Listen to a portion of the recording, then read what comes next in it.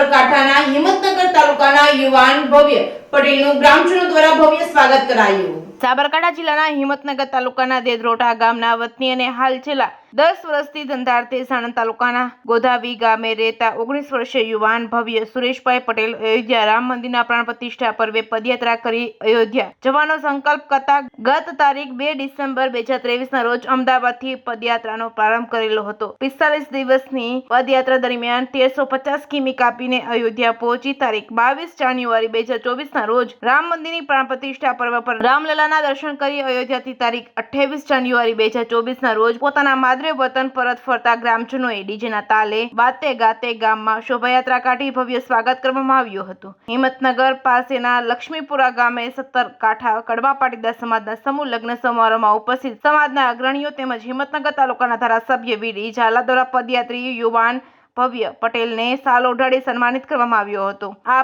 અયોધ્યા યાત્રાધામની સ્વયં એકલાએ પદયાત્રા કરી તારીખ 28 ફેબ્રુઆરી 2024ના રોજ પોતાના સંકલ્પ પૂરો કરી પરત ફરેલ ભવ્ય પટેલનો તેનો અનુભવ અંગે જણાવેલ કે અયોધ્યા જવા મારી સાથે પદયાત્રામાં જોડાવા બીજા કોઈ મિત્રો તૈયાર ન થતા હું એકલો જ અયોધ્યા પદયાત્રાએ નીકળવાનો નિર્ણય કર્યો હતો અને મારા પરિવારમાં પિતાનો એકનો એક પુત્ર હોવાથી પરિવારજનોએ પદયાત્રા જવા માટે ના પાડી હતી, પરંતુ મારા સંકલ્પની જીદ સામે પરિવારજનોએ આખરે સમિતિ આપતા ગુજરાતના અમદાવાદ, સાબરકાંઠા, અરવલ્લી જિલ્લામાંથી પસાર થઈ રાજસ્થાન, મધ્યપ્રદેશ અને ઉત્તર પ્રદેશના રાજ્યોમાં પદયાત્રા દ્વારા તારીખ 15 ફેબ્રુઆરી 2024ના રોજ અયોધ્યા પહોંચ્યો હતો। પદયાત્રા દરમિયાન માર્ગમાં શ્રદ્ધાળુઓ, ગ્રામજનો તેમજ આરએસએસ તેમજ ભાજપના કાર્યકર્તાઓ દ્વારા ભવ્ય સ્વાગત સાથે મને આવકારી ભોજન તેમજ રાત્રિ રોકાણની વ્યવસ્થાનો સહયોગ મળ્યો હતો। રિપોર્ટિંગ બાય અશોક નાઈ, સાબરકાંઠા।